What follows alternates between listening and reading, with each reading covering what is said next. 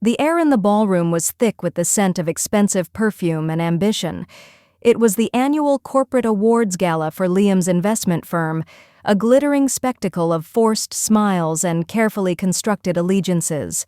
I moved through the crowd, a serene smile fixed on my face, my fingers resting lightly on my husband's arm. He thought my presence here tonight was a gesture of support, a wife dutifully playing her part. He was wrong. It was a declaration of war. I wore a simple black dress, elegant and understated. It was a funeral dress in a way. The funeral for our marriage, for the man I thought he was, for the fool I had been. Liam, oblivious, was in his element, shaking hands and laughing with the effortless charm that had once captivated me and now turned my stomach. "Amelia, darling, you look stunning," a colleague of his gushed, kissing the air beside my cheek. "Thank you," I said, my smile never wavering. "Liam works so hard, he deserves a night to celebrate." Liam beamed, patting my hand. "She's my biggest supporter," he said to the man, puffing out his chest. The irony was so thick I could have choked on it. I scanned the room, my eyes moving past the clusters of executives and their shimmering wives, past the champagne fountain and the ridiculously large ice sculpture of a bull. And then I saw him, my target. He was standing alone by a marble pillar, looking deeply uncomfortable, as if he had been beamed here from another planet. He was handsome in a quiet, unassuming way, nursing a glass of water and trying his best to look invisible. Owen, the forgotten variable, the innocent bystander. The key to my entire plan. I gently steered Liam through the throng, a gentle but insistent pressure on his arm. "There's someone over there I'd love for you to meet," I said, my voice as smooth and sweet as honey. "Who is it?" Liam asked, distracted by a passing board member. "Is it Henderson from Mergers? I've been meaning to talk to him." "Someone much more interesting," I replied. We stopped in front of the pillar. Owen looked up, startled, his kind eyes blinking in surprise as he found himself the sudden center of our attention. "Liam, darling," I said, my voice ringing with a false, bright cheerfulness. "I want you to meet someone. This is Owen." Liam, his mind still on corporate networking, turned with a politician's practiced smile already in place. He extended a hand. "A pleasure to meet you, Owen," he said, his eyes already scanning the room for his next target. Owen, looking slightly bewildered, shook it. "You too," he said politely. Their hands were clasped in that meaningless corporate ritual. The trap was set. It was time to spring it. I let a small, thoughtful pause hang in the air before I spoke again, my voice laced with a casual, devastating innocence. "Owen's wife, Zoe, works with you. Doesn't she, Liam?"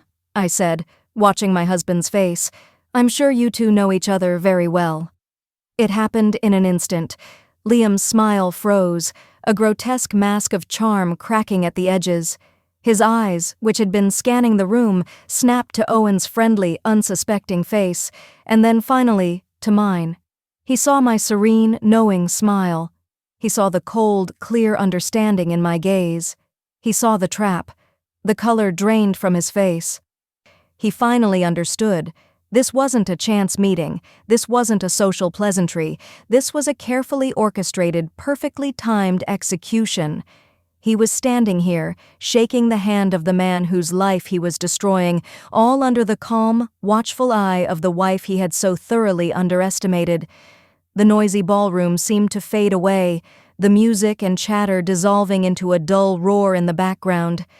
In that moment, there were only the three of us, caught in a silent, horrifying tableau of his own making. The panic that dawned in his eyes was the most beautiful thing I had ever seen. Our life, on the surface, was a masterpiece of modern success. We had the beautiful minimalist house with floor-to-ceiling windows, the his and hers luxury cars, and the shared calendar filled with dinner parties and weekend getaways. We were a power couple, a team.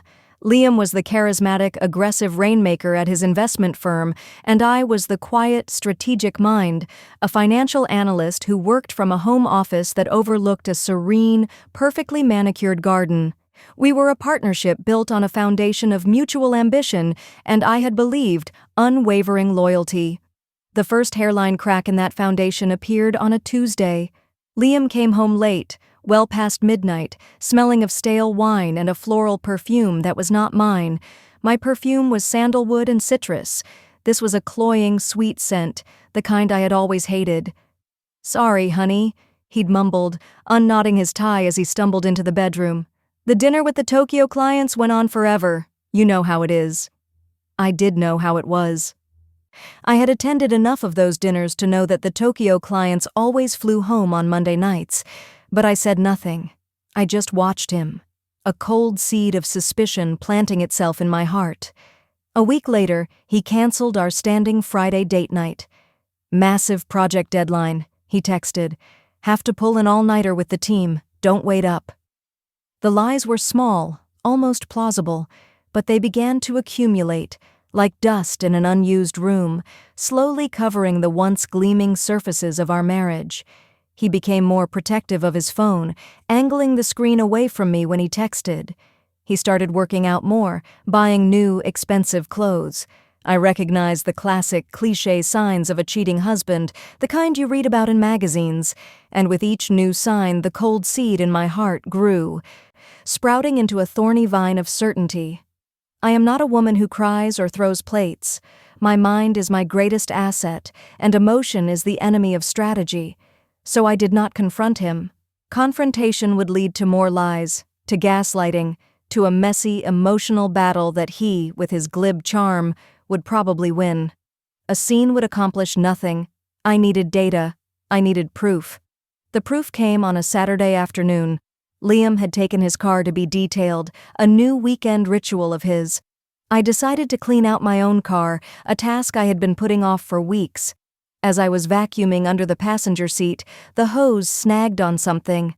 I reached down, my fingers closing around a small piece of fabric tucked deep between the seat cushion and the center console. I pulled it out. It was a scarf, a small, elegant square of red silk. So bright it was almost vulgar. It was not mine. I had never worn the color red in my life. I held it in my hand, the fabric cool and smooth against my skin. This was not a forgotten item from a friend I'd given a ride to. This was intimate. This was the kind of thing that falls off during a hurried, passionate encounter in the front seat of a car. I stood there in my garage, the hum of the vacuum cleaner filling the silence, and I felt calm. The suspicion was gone, replaced by the cold, hard certainty of fact. The pain was there, a deep, heavy ache in my chest, but I pushed it down.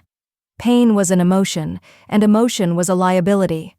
I didn't burn the scarf. I didn't leave it on his pillow for him to find.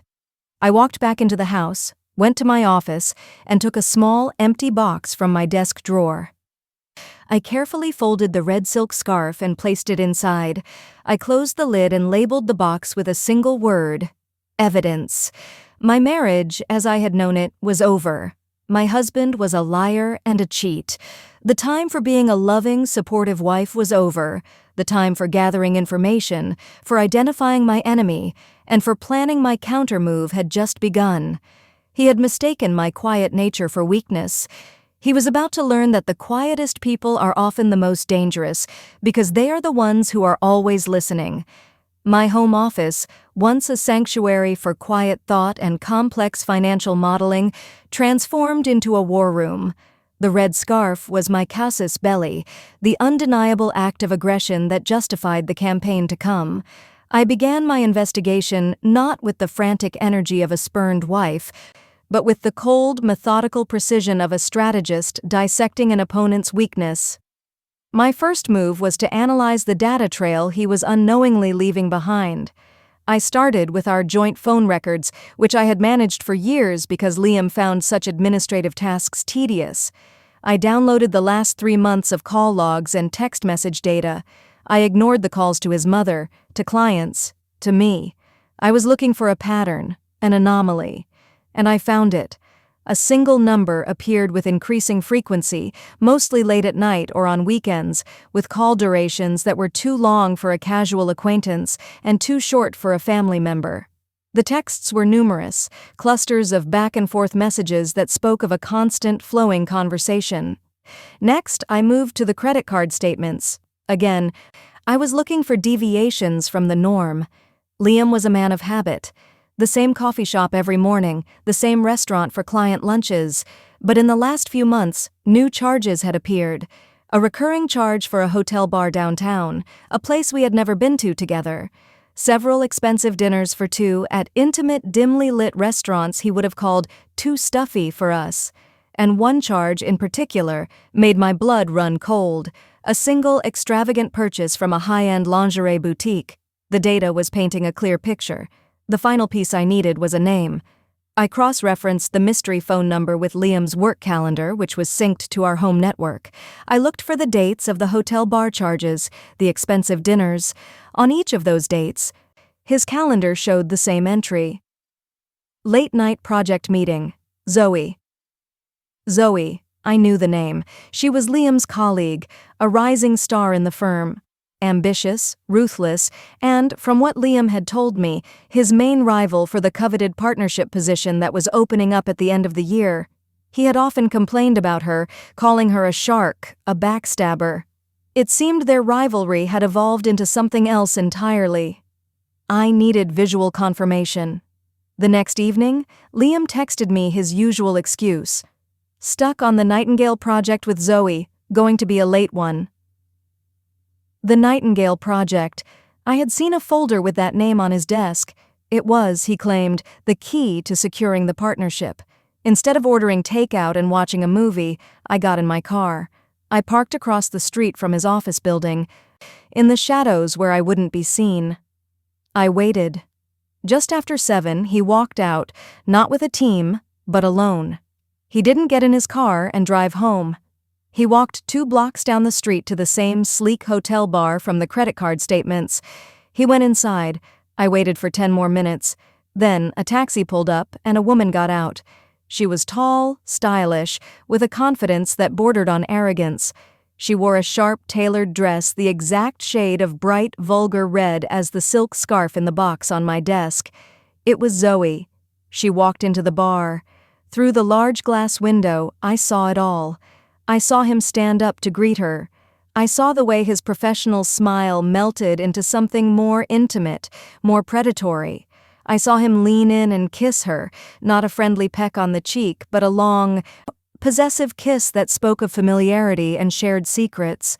There it was, the final, undeniable piece of data. My target was no longer just my husband, it was the two of them. A partnership of betrayal. I didn't feel a fresh wave of pain. I felt a cold, clarifying anger. This wasn't just a sordid affair. It was strategic. They were rivals, using each other, sleeping together, and working together on a project that was meant to elevate one of them to the top. This was a game of power, and they had made me an unwitting pawn. As I sat there in the darkness, watching them laugh and touch hands over a table, I made a vow. I would not be a pawn.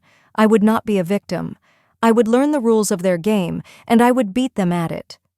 A quick online search on my phone as I drove home gave me the final piece of information I needed for my new strategy. Zoe was married. His name was Owen. My strategy required a new variable. I had Liam and Zoe, 2 known quantities, a pair of sharks circling each other in a bloody pool of ambition. But there was a third player in this game, one who didn't even know he was on the board. Owen, Zoe's husband. He was an unknown, a wild card. Before I could make my move, I needed to understand him. I needed to know who he was, what he valued, and most importantly, what his weaknesses were. My research on him was surprisingly easy. Unlike his wife, who had a carefully curated, aggressive professional presence online, Owen's digital footprint was quiet and genuine. He was a software developer for a small, independent tech company. His profile picture showed a kind-faced man with a warm, slightly goofy smile, holding a beagle puppy.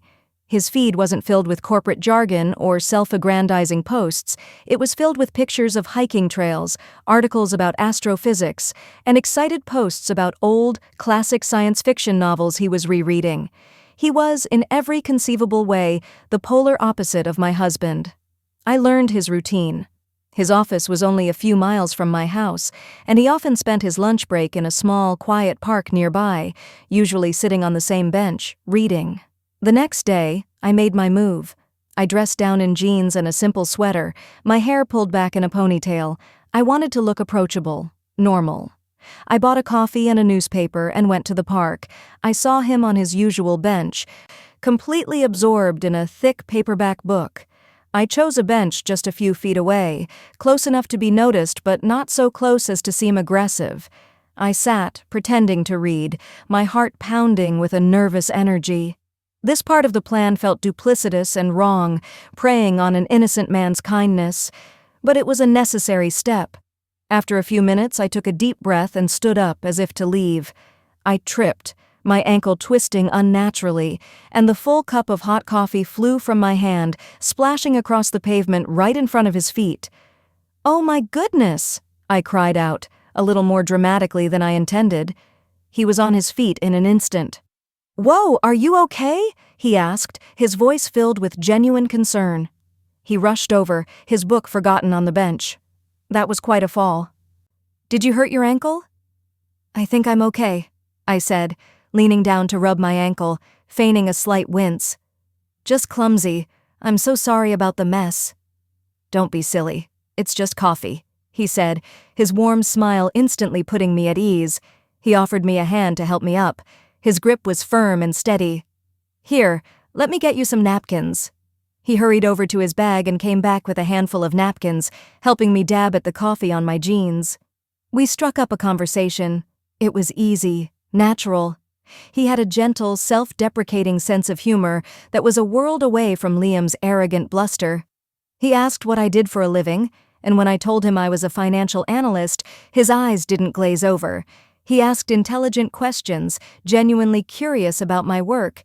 He told me about his job, his passion for coding evident in the way his face lit up as he described the elegant logic of a well-written program. And then he mentioned his wife. "My wife, Zoe, she's in your world," he said with a proud smile. "She's a real shark at Thorn Investment, super ambitious. She's up for a huge promotion this year." He said it with such naive, trusting admiration, it was like a physical blow. He had no idea. He saw her ambition as a virtue, completely blind to the rot that lay beneath it. As we were about to part ways, he noticed the book I had been carrying. "Is that an original edition of Dune?" he asked, his eyes wide with excitement. We spent the next 10 minutes geeking out over our shared love for classic sci-fi. It wasn't an act. The connection was real, a small, bright spark in the middle of my dark, calculated plan. "I can't believe I've met another Frank Herbert fan," he said, laughing. "They're a rare breed.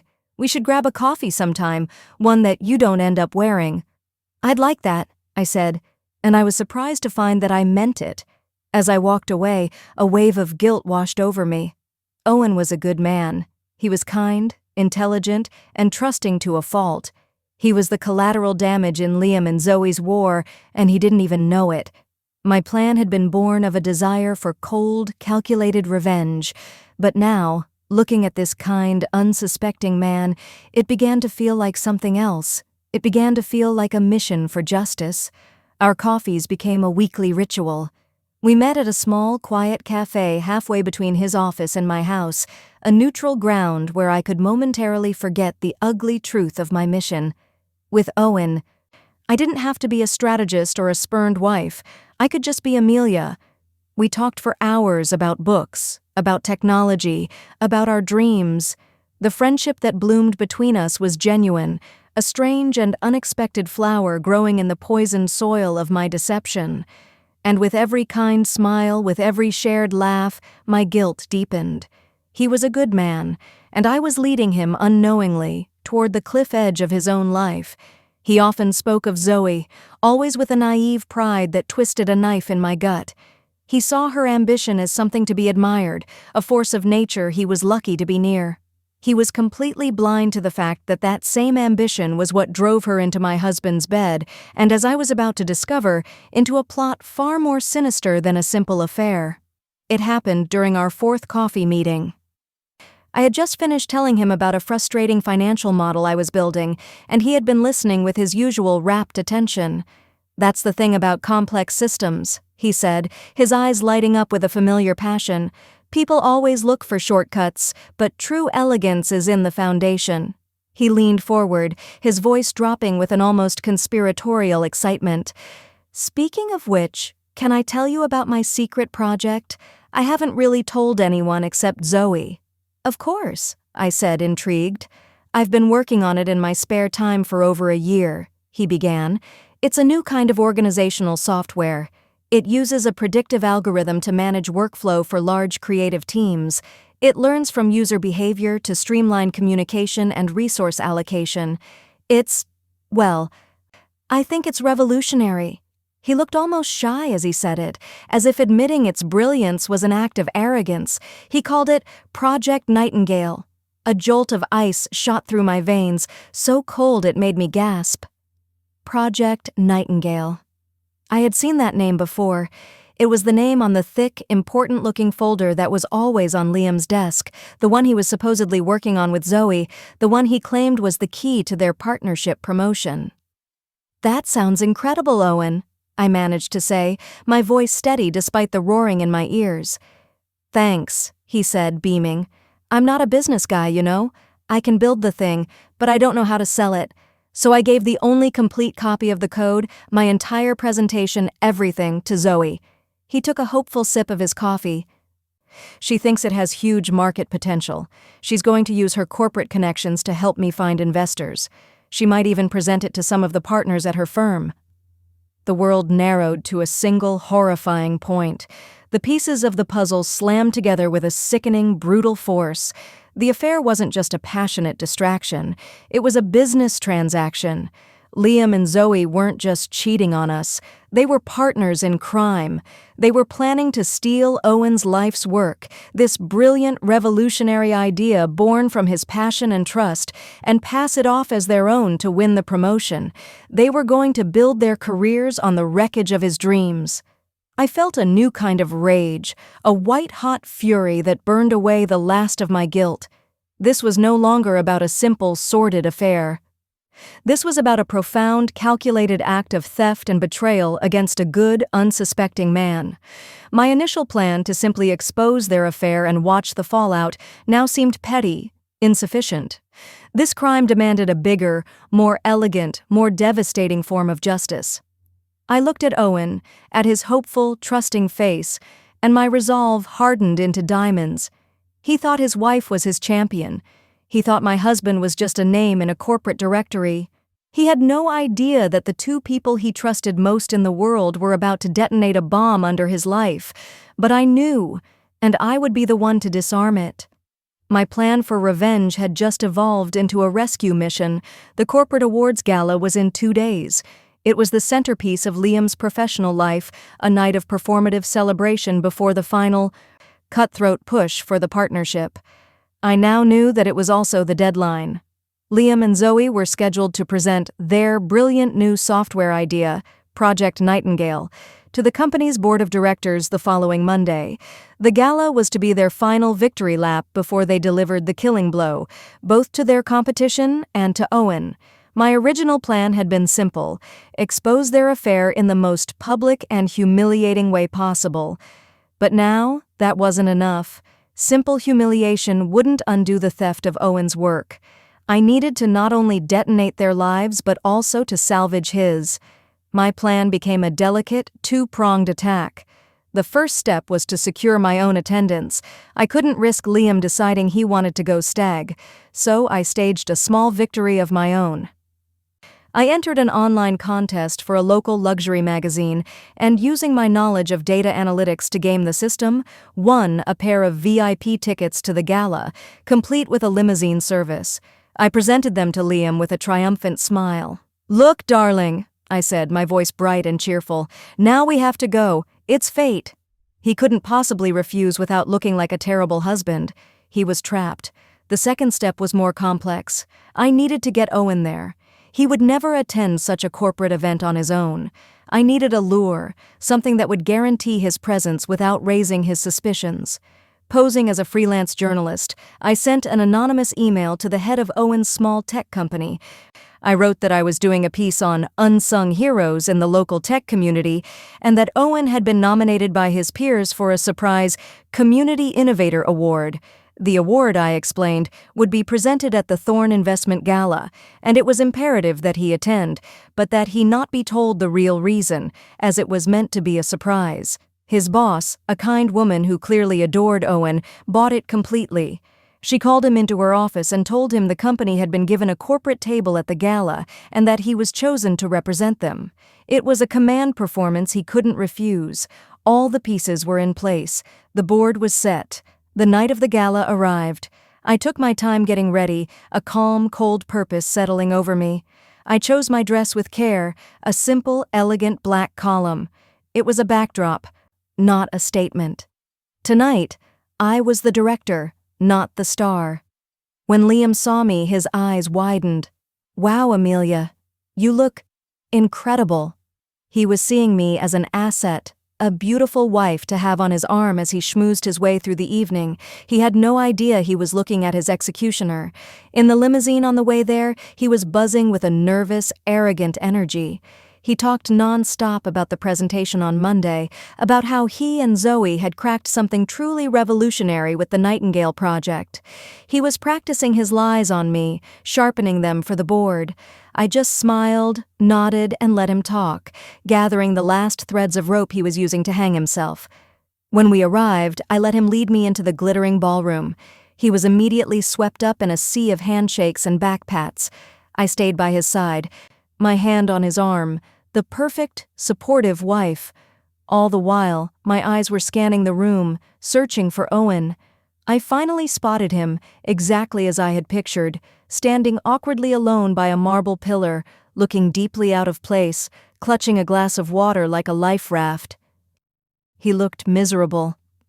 "Liam, darling," I said, tugging gently on his arm, my voice cutting through his conversation with a senior partner. "There's someone over there I want you to meet." I didn't wait for his reply. I led him across the floor, a path I had mentally mapped out earlier. The timing had to be perfect. As we approached, I saw Zoe across the room, watching us. Her eyes narrowed as she saw where we were headed. A flicker of confusion, of unease, crossed her face. "Good." We stopped in front of Owen. He looked up, his face breaking into a relieved, genuine smile when he saw me. He didn't even notice Liam at first. "Amelia, I didn't know you'd be here," he said. Before he could say more, I made the introduction. The introduction that would shatter their partnership and expose their lies. As Liam's hand met Owen's, I watched the panic bloom in his eyes. I saw the cogs turn, the horrifying realization dawn. This wasn't an accident. This was a statement. This was checkmate. The gala devolved into a farce. After my perfectly timed introduction, Liam was a wreck. He spent the rest of the evening shooting panicked, accusatory glances between me, Owen, and Zoe, who was watching from across the room with a thunderous expression. Their secret alliance, the one they thought was their greatest strength, had become a prison of paranoia. They couldn't speak to each other without raising suspicion. They couldn't even make eye contact. Their confidence, just hours before their most important career moment, was completely shattered. It was beautiful to watch. The next day, a Sunday, was my and Owen's turn. He came to my house, his face a mixture of confusion and dawning dread. "Amelia," he said the moment I opened the door, "what was that last night? The way Liam looked? The way Zoe has been ignoring my calls all day? Something is wrong." It was time to tell him the truth. We sat in my quiet, sunlit living room, and I laid it all out. The affair, the red scarf, the lies, and finally, the theft of Project Nightingale. I watched as the color drained from his face, as his kind, trusting eyes filled with a profound, heartbreaking pain. The naive pride he had for his wife's ambition curdled into the sick realization of her betrayal. I had expected anger, shouting, maybe even tears. But Owen was quiet. He just sat there for a long time, staring at his hands, a man whose world had been methodically dismantled. When he finally looked up, the pain was still there, but it was overshadowed by a new, cold resolve. "She's not going to get away with it," he said, his voice quiet but firm. "They are not going to win." We spent the next 24 hours in a whirlwind of focused, furious activity. He was the creator, and I was the strategist. It was a partnership forged in the fires of betrayal. Owen, fueled by a righteous anger, locked himself in my office and coded like a man possessed. He didn't just replicate his original work, he improved it, adding new features, streamlining the interface, and embedding a unique encrypted digital watermark into the source code, a signature that would be impossible to fake. While he worked, I took his brilliant creation and built a fortress around it. I wrote a comprehensive business plan, conducted a market analysis, and put together a financial projection that was aggressive but entirely defensible. I incorporated a new company under Owen's name, and, with the help of a lawyer I had on standby, we filed for an expedited patent on Project Nightingale 2.0. By Monday morning, Owen was not just the creator of an idea, he was the CEO of a legally protected, fully conceptualized startup. The presentation was scheduled for 10 a.m. At 9:55, Liam and Zoe stood before the board of directors in the main conference room. I pictured them, their faces pale, their confidence shredded, about to present a stolen idea they no longer fully trusted. At 10 a.m. sharp, Owen and I walked in. We didn't say a word. We simply took seats at the back of the room. Liam saw us first. His jaw went slack, and the color, which had just been returning to his cheeks, drained away completely. Zoe followed his gaze, and when she saw Owen sitting next to me, a look of pure, unadulterated terror crossed her face. Mr. Blackwood, the firm's CEO, a man who valued integrity above all else, looked at them, then at us, a small, unreadable smile on his face. He had received a package from me that morning via courier containing all the proof he needed.